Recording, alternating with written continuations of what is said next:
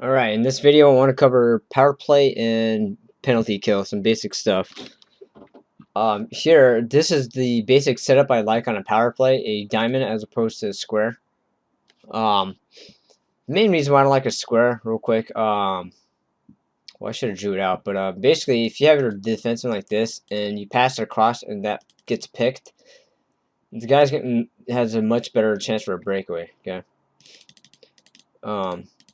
That's not the only reason. The other reason, too, is, when you have two guys down low here, they're kind of useless if they're just to the side of the goalie.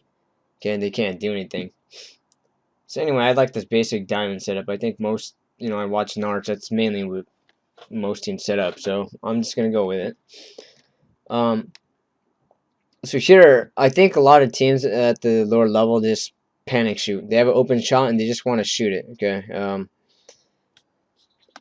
Or particularly the point man. I kind of hate that play.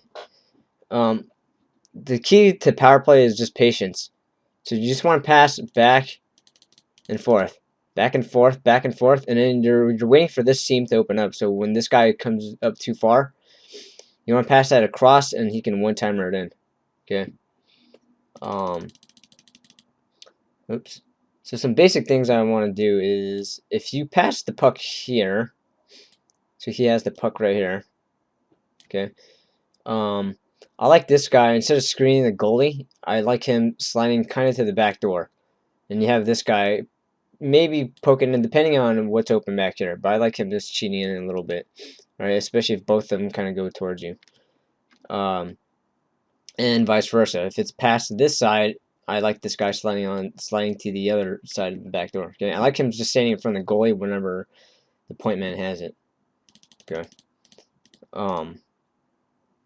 Now, as a penalty killing unit, I keep advocating, we don't do it so well, or one of my roller teams, but I like maintaining this triangle and basically being 2 stick lengths away from each other. So you're always blocking these passes. What you're trying to do is block any of these backdoor type of passes, okay? And let them kind of keep it on the outside. What about the guy screening the goalie? On a 4-on-3, you know what? I kind of feel like they should just let the guy sit there. I mean, if you use him to take him out, then suddenly you have like a 3-on-2, and you have the same problem, okay? They have you outnumbered. So I feel like you have to just let them screen the goalie. If you can time it, maybe you can push them out as they shoot it, okay? But I don't like how, like, if one guy's just right on him, then this guy can use, it's kind of like a 3-on-2, and now this guy has a much better chance for a backdoor. So again, I like these guys staying 2 stick lengths away. I think a lot of teams, what they do is they just go out and pressure right away, and that's no good, okay? Because as soon as he passes it, then again, it's more like a 3-on-2, and you have more guys that are open. Basically, it's going to leave more back doors open pretty easily, okay? The other part too is as they collapse more and more, like if they I guess the closer the 3 guys playing D get together, the more you should start coming in a little bit. Okay. Kind of close it up as much as you can. And then you have these tight passes, and then maybe you can back off a little bit for a backdoor or for one-timer. What I don't find necessary is if they're playing really tight and we're making these long passes, especially for a lesser skilled team. Making these wide passes, it's kind of unnecessary. By the time it gets to you, you won't have a good shot anymore. So try to close it up as much as possible. One other thing I see too is sometimes these guys, they're way too low, so they have no angle by the time they try to one-timer. Okay, so they're doing this deal, right? I call it the Steven Stamkos. All right, we're not as good as Stamkos. I suggest there's times it's unnecessary too. Right, when these guys push out, like if they're caught this way, there's no need to be that far out. All you have to do is just kind of be right there and be right on the doorstep. Okay. All right, so that's basically it for the setup. Pretty simple. Again, the key is patience. Let me see. I guess, you know, it's good for the point man to shoot when he's when he's completely cheating at somebody else. Then this guy can probably just walk in. A teammate asked me, what about a give and go? Do you like give and goes on a power play? Not really. It shouldn't really be necessary. Like, I get what you're saying, pass to him, and like he cuts in, and you pass it back, but that usually shouldn't be necessary. Someone's always going to be open on a power play. If you're going to do something like that, one thing you can do too is you can always just switch. Okay, so if you try some kind of give and go because they're out of position, that's fine. Except you better make sure you cover this spot and he covers this spot. Okay, and if nothing's working out, you guys can do that too. You can switch amongst each other. I like to yell a switch. Okay, if two guys want to switch places, particularly to get on the one-timer side.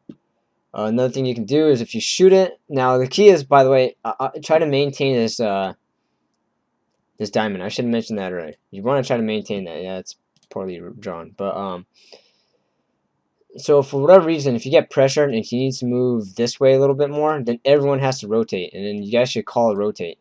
Okay. Everyone should rotate one spot over. Okay, and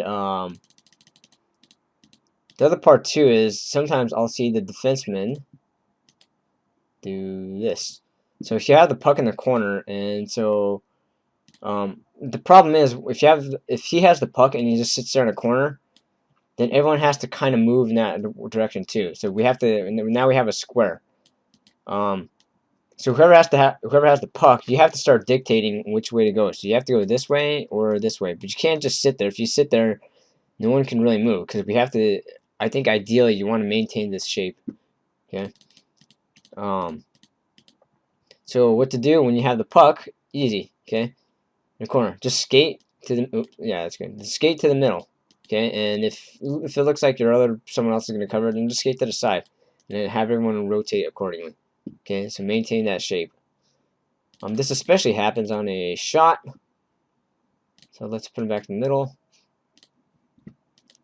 So if someone shoots the puck and it goes wide, then what happens is someone will kind of get to it, and the rest of us, again, you're trying to maintain that shape still. Okay, if he gets that puck first,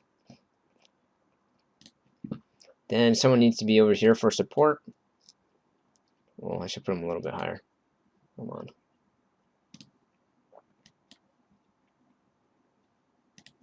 Okay, sorry. Someone should be there for support. So this guy right here is going to actually end up right here. And then you'll have someone here, someone here.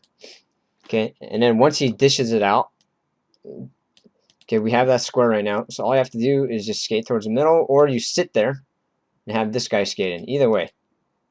Okay, either way is fine. I prefer to go to the middle, makes things easier, because that way this guy can just slide over. This guy can go to the middle of that, and this guy can cover this side. Okay, and then you'll have your diamond once again. Okay. I think that's all I need to cover for power play and PK. If you have anything you want to show me or tell me in the comments, or if you think I'm wrong, leave it in the comments. Alright, later.